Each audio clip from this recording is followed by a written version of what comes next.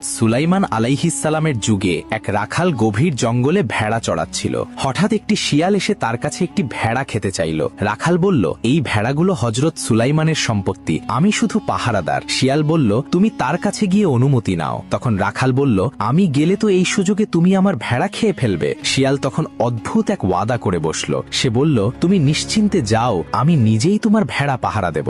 রাখাল অবাক হয়ে হযরত সুলাইমানের দরবারের দিকে রওনা হলো। পথে সে তিনটি অদ্ভুত দৃশ্য দেখল। প্রথমটিতে দেখল একটি গাভী তার নিজেরই বাছুরের দুধ পান করছে। দ্বিতীয়টিতে দেখল কিছু মানুষ ছেঁড়া ফাটা পুরনো কাপড় পরে আছে, কিন্তু তাদের সবার হাতে সোনার থলি। আর তৃতীয়টিতে দেখল একটি পরিষ্কার পানির ঝর্ণা বয়ে যাচ্ছে, কিন্তু তৃষ্ণার্ত হয়ে কাছে যেতেই এমন তীব্র দুর্গন্ধ বের হলো যে তার দম বন্ধ হয়ে আসার উপক্রম। দরবারে পৌঁছে রাখাল শিয়ালের জন্য ভেড়া খাওয়ার অনুমতির পাশাপাশি এই দৃশ্যগুলোর অর্থ জানতে চাইল। তখন হযরত সুলাইমান জানালেন, এগুলো শেষ জামানার নিদর্শন। প্রথম দৃশ্যটি সেই সব মায়েদের উদাহরণ যারা দুনিয়ার লোভে নিজেদের মেয়েদের ফিতনায় জড়িয়ে নিজেরা সুবিধা হাসিল করবে। দ্বিতীয়টি হারাম উপার্জনকারীদের উদাহরণ, যাদের অনেক সম্পদ থাকলেও জীবনে কোনো বরকত বা শান্তি থাকবে না, তারা ফকিরের মতোই অতৃপ্ত থাকবে। আর তৃতীয়টি হল শেষ জামানার ভণ্ড আলেম ও নামধারী দিনদারদের উদাহরণ, যাদের বাইরের রূপ দেখতে সুন্দর ও পবিত্র মনে হলেও তাদের